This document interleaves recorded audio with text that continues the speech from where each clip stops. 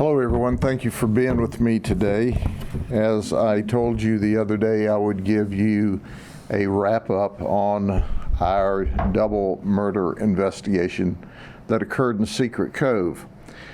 Before I do that, we're going to kind of lay out how this occurred because, as you're going to see in a minute, we've got a lot of suspects involved in this, but we want you to see the video. First, we're going to show it to you without sound so that we can pause it and I can explain what it is that you're not only seeing now, but what I'm going to talk about in a few minutes. So this is, there's just a lot of moving parts and you'll understand once we go through it.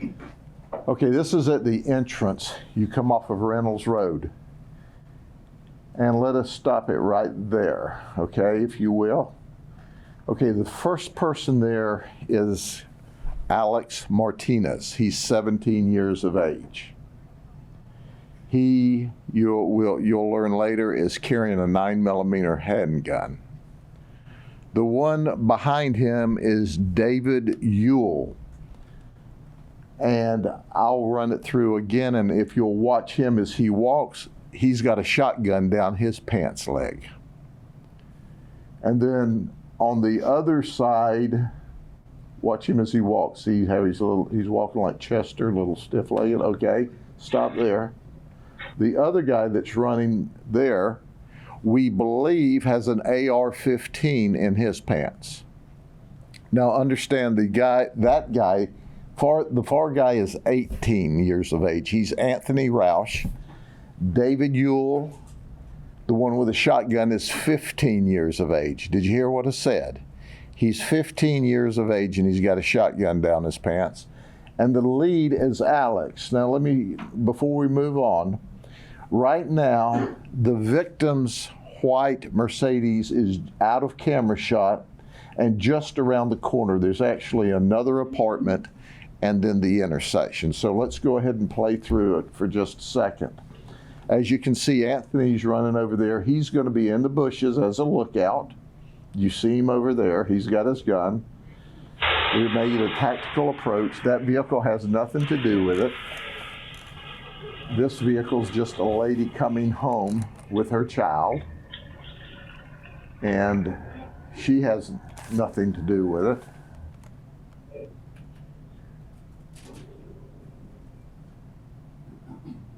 This is one of our victims of the murder. He has nothing to do with it. He's just riding his electric bike, minding his own business.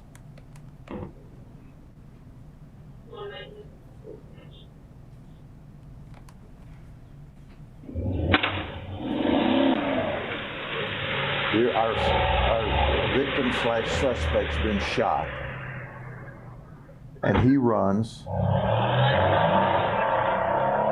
You see our suspect, Anthony, run out of the woods there. Now they're all scattering. Let's back up and look at it one more time without sound. And then in a minute, I'm going to play it with sound so you can hear the gunshot and hear all the revving of the engine. So there they are. They're taking up position. What you're going to find out is Alex went to the car. David stayed on the front porch of this house next door. And Alex is the one we believe at this point in the investigation did the shooting. This lady's just trying to come home. She doesn't know anything about anything.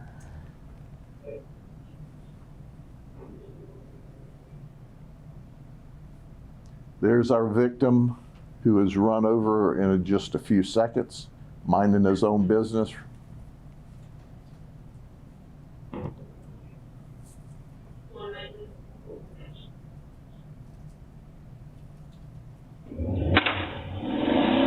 Okay, you see our suspect is running from the car, or running after the car makes the corner.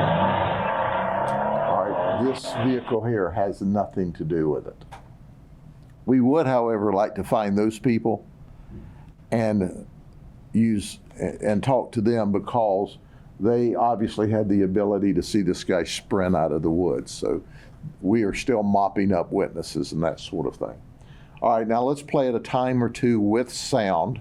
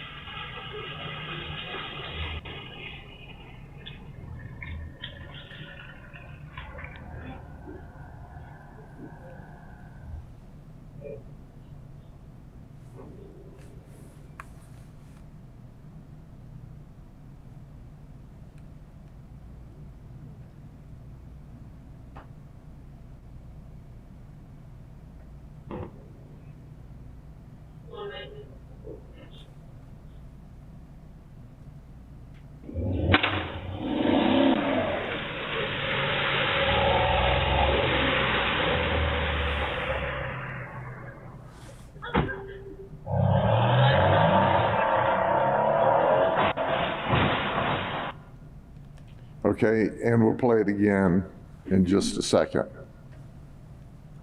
with sound. You'll hear the distinct pop.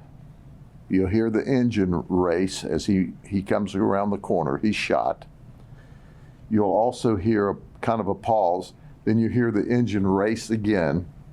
Then he hits the bike and the house. Turn it up a little louder, Carrie.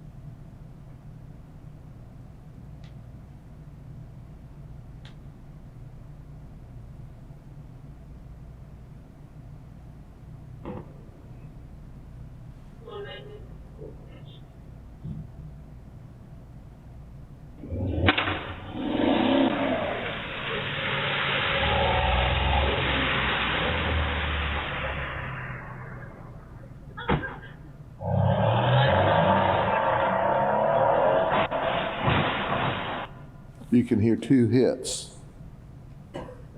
You can hear when he hits the motor or the bicycle, the electric bicycle, and then hits the house.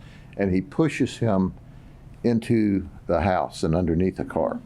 Okay, let me introduce you to the players here. This is Jessica Chambers. She's 19 years of age. She is dating Alex, our shooter. Alex Martinez is 17. Jessica Chambers is 19. We have another video of them coming out of the house where Kristen Guzman, who's 23, lives.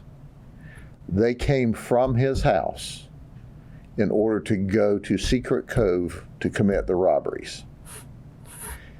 So there's Jessica's in the car, Isabella, who's 21, is in the car. She is holding her 1-year-old. Jessica's holding the 4-year-old, but they've got this 1-year-old and 4-year-old baby here. Alex is in the car. Kristen's in the car. And I believe Anthony's in the car, and I'm sorry, David's in the car, and Anthony arrives, or Anthony's in the car, and David's already there because they have relatives in the neighborhood. Kristen, who's 23, is the mastermind of the robbery. Why does he get Alex, who's 17, or David, who's 15, involved in it? And I don't know why Anthony did, because he's an adult. Well, Kristen knows that, hey, if this is a robbery, it'll probably go easier on the 15 and 17-year-old because they're juveniles. At least he thinks that. The 19-year-old victim driving the white Mercedes, did you hear what I said? Only 19, has sold Kristen Guzman marijuana before. So there was no reason for our 19-year-old victim to be booed up about selling dope, freaked out about, because he sold to Kristen before. So they set up the meeting at this intersection. Our victim, who's 19, driving a Mercedes AMG, has 2 1-pound bags of marijuana and a thick wad of cash with him, as we explained the other night. Our victim, who's 19, is going to live forever. He's living in infamy in movies. You know, as I said the other day, he's got "Life is a Gamble" tattooed on one hand, and "The world is yours," a Scarface quote, tattooed on his chest. So they all leave about 12:47. I would say maybe 1.5 miles, 2 miles at the most, is where Kristen Guzman lives. He's driving, and they drop off David, Alex, and Anthony, and that's where you see them walking up. As you know, Alex has got a 9mm, David's got a shotgun, and from everything we can tell, it looks like Anthony has an AR, a rifle. So they plan their mission. You hear the pop, you hear the car race off, you hear our 38-year-old victim who has nothing to do with this except the poor guy's riding the bike in the wrong place at the wrong time. He's hit, driven into this apartment, this house. The car's completely in the house, and he's rolled up underneath it and killed instantly. They all flee. Alex goes back to the apartment that's just off the view here, picks up the shotgun off of the porch, and he takes his hoodie off, wraps that around the shotgun, and dumps it behind the convenience store at Reynolds Road. Some of you asked the other day, what evidence did you get? And you see where the events took place. The shotgun behind the convenience store, the intersection where the robbery was, and then the vehicle inside of the home. Kristen Guzman, who's still in the car, Jessica who's in the car, and Isabel who's in the car, then flee, and they scoop up and go back to the residence. Now, what's interesting, Kristen talks to us. He thinks we're going to have a drug ripoff, right? And he knows they're armed, and now he's got a double murder on his hand. He probably didn't know it was a double murder. He probably didn't know that the guy was run over on the bike, or maybe he did. So our suspect, the shooter, said, "Hey, I crashed out and shot the guy." Kristen tells Jessica, "Take your boyfriend and get him out of my house, get him out of here." So Jessica takes Alex back to the Motel 6 on Highway 98 North in Lakeland, where he lives with his mother. The investigation unfolds, and we encounter Alex and his mother at Lakeland Regional Health. They're there checking on her mother, who is apparently being treated or maybe in the hospital. The mother tells us, "My son didn't have anything to do with any of this." And we showed her the video clip of her son. She immediately identified him, started hitting him, and saying, "I told you to stay away from those people in that area." And he said spontaneously to his mama, "I didn't shoot anybody." To which she said, "It doesn't matter if you shot or not, you were there." Mama cooperated as much as the mama could. But let me take this a step further. Our 19-year-old drug dealer, who's a victim of a murder, is on probation. David Ewell, who's 15 years of age, is on house arrest pending felony charges.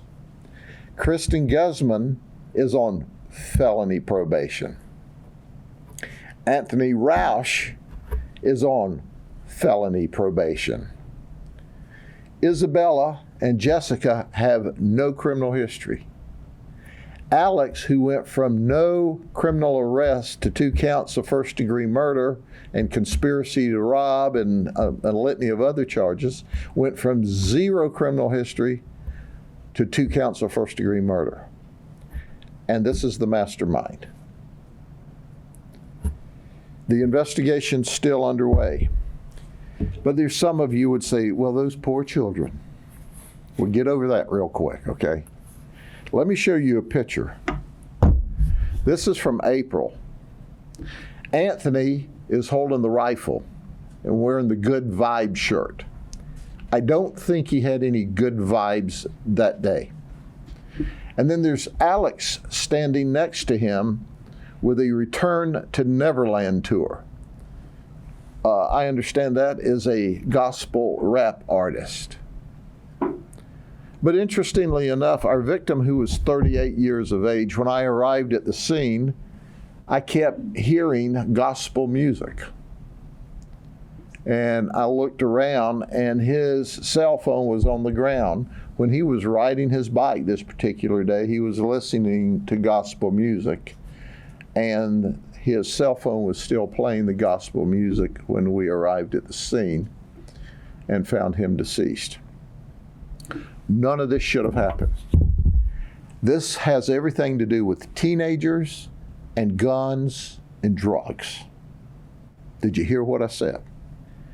Is there any morons in the world that don't understand that teenagers and guns and drugs end up with murder and death and destruction?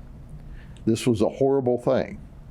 The 19-year-old was absolutely wrong. He was on probation, but he was big time, but he still shouldn't have died. He still shouldn't have been shot. And when he was shot, the bullet went in the right side, crossed through his body, came out the left side, and that's why he bled to death in just a matter of seconds. But he was trying to get away from being shot anymore. He was shot once, and that was enough to cause his death. It's sad, but the fact remains, we stand up here at this podium, and I love social media saying all kinds of crazy stuff. Oh, it's not the drugs, it's not the drugs. Listen, look at these folks. Let me say this again. Probation, our 19-year-old on probation, the 18-year-old on probation, the 15-year-old on house arrest. Oh, by the way, newsflash, I know this is an Einstein moment. He wasn't at home where he's supposed to be on house arrest.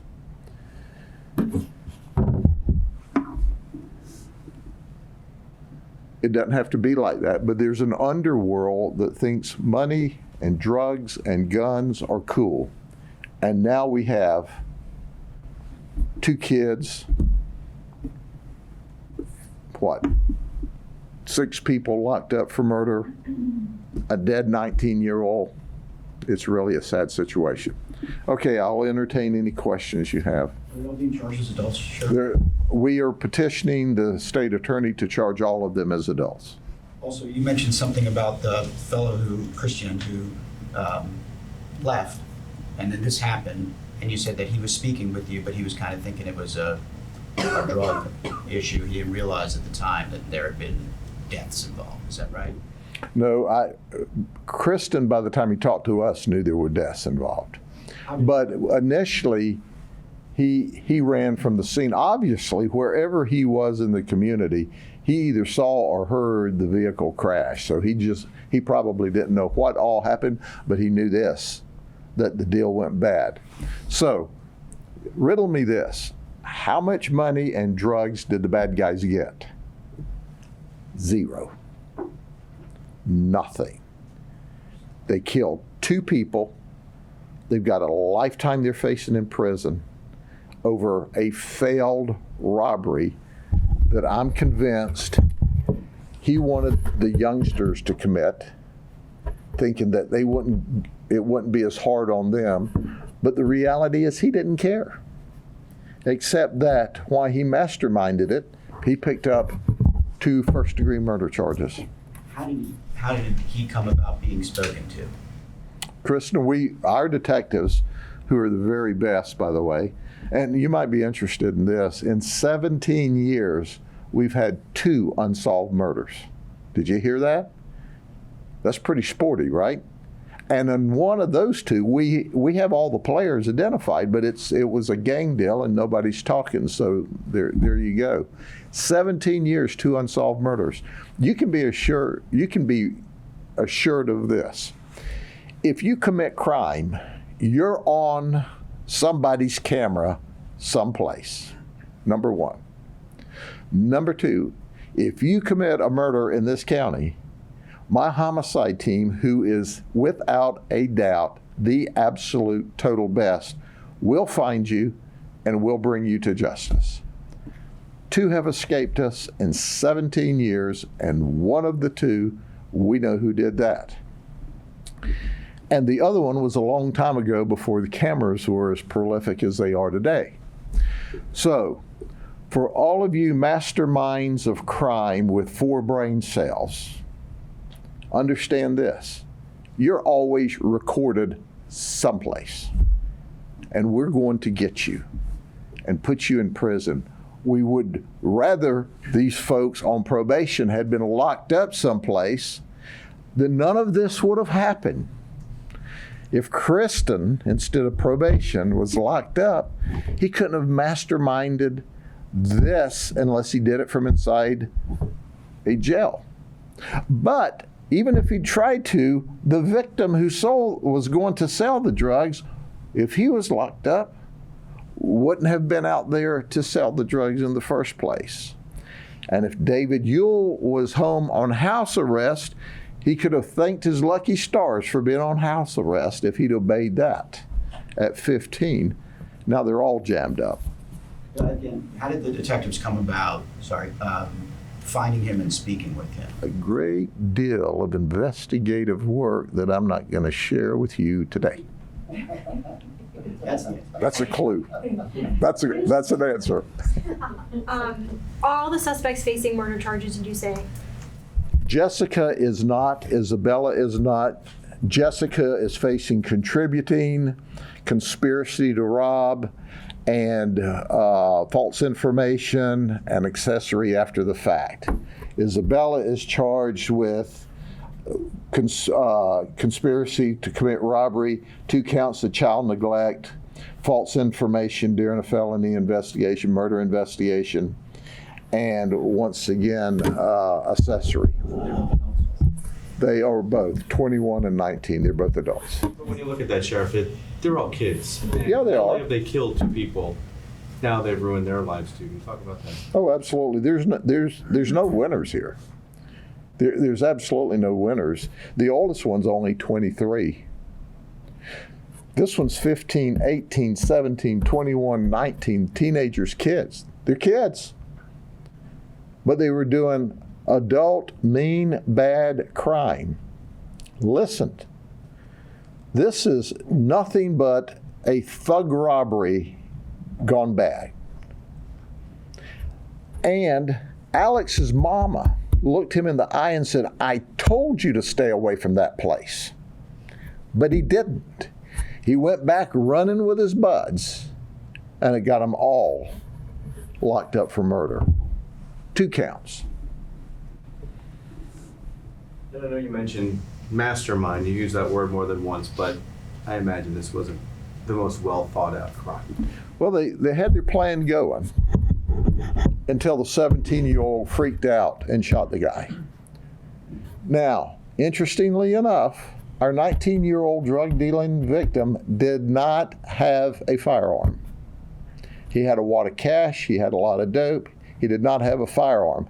I don't suspect he anticipated problem because he had dealt with Kristen before. So he went there thinking it's another marijuana deal. Make a little money. They had no intention of doing anything other than robbing him of his cash and of his dope. Thank you all very much. I appreciate you being with us today.